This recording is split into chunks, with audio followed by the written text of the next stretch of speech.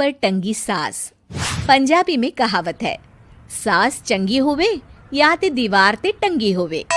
संगीता की शादी भी एक ऐसे ही घर में होती है जहां उसकी सास दीवार पर टंगी होती है।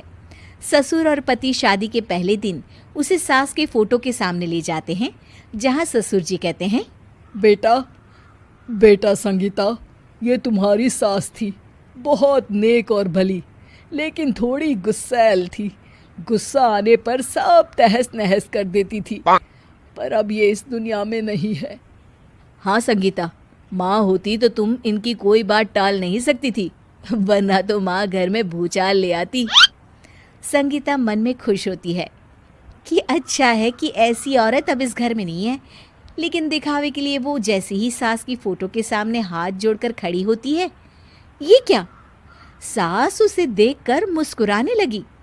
संगीता आंखों को मलकर एक बार फिर से देखती है, लेकिन फिर सास के चेहरे का भाव, भंगिमा यानी एक्सप्रेशन बिल्कुल बदले होते हैं। वो अपने पति और ससुर को कहती है, माँ की तस्वीर तो स्माइल कर रही है। ना ना बेटी, ये कैसे संभव है? जरूर तुम्हें कोई गलती हुई होगी, ऐसा कैसे हो सकता है?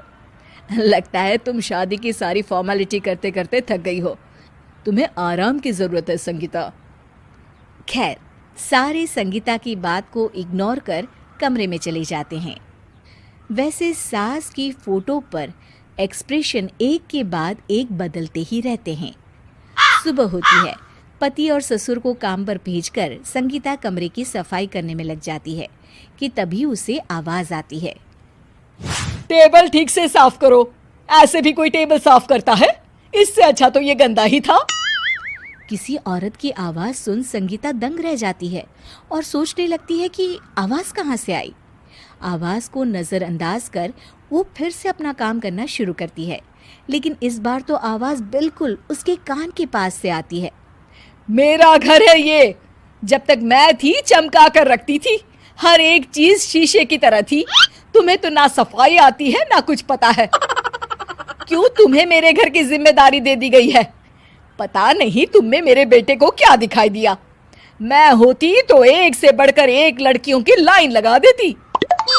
अब संगीता को समझने में देर नहीं लगी कि ये आवाज किसी और की नहीं बल्कि उसकी सास की है, जो दीवार पर टंगी है। वो उसके पास जाती है और कहती है, नमस्ते सासू माँ, मुझे तो कल ही लग रहा था कि दीवार में कुछ काला है।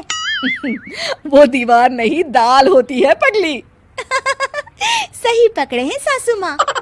तो क्या हो गया आपको जो आप यहाँ भी चैन से नहीं बैठी हैं? सुना मैंने आपका व्यवहार काफी गुस्से वाला था। चुप रह तू, ज्यादा बकर बकर ना कर। घर का काम करना तो आता नहीं, आई है मुझसे बहस करने। हाँ देखिए सासू माँ, मैं आपसे साफ साफ कह देती हूँ, मुझसे पंगा लेने की कोशिश मत करिएगा। तभी पीछे से संगीता का पति आता है। अरे संगीता, किससे बात कर रही हो? कौन है वहाँ? संगीता की सास की फोटो फिर से पहले जैसी हो जाती है। आपकी माँ से कह रही थी कि मुझे काम करना आता। अरे संगीता, माना सास के ताने हर बहू को अच्छे लगते हैं, लेकिन यहाँ तो माँ है ही नहीं। तुम तो फोटो से ही तुम भी लाजवाब हो संगीता। किसी को विश्वास नहीं होता कि संगीता अपनी मरी हुई सास की फोटो से बात करती है। वहीं आए दिन संगीता की सास संगीता को किसी न किसी बात पर आते जाते ताने देती। संगीता को भी अब सास के तानों और उनसे बात करने की आदत हो गई।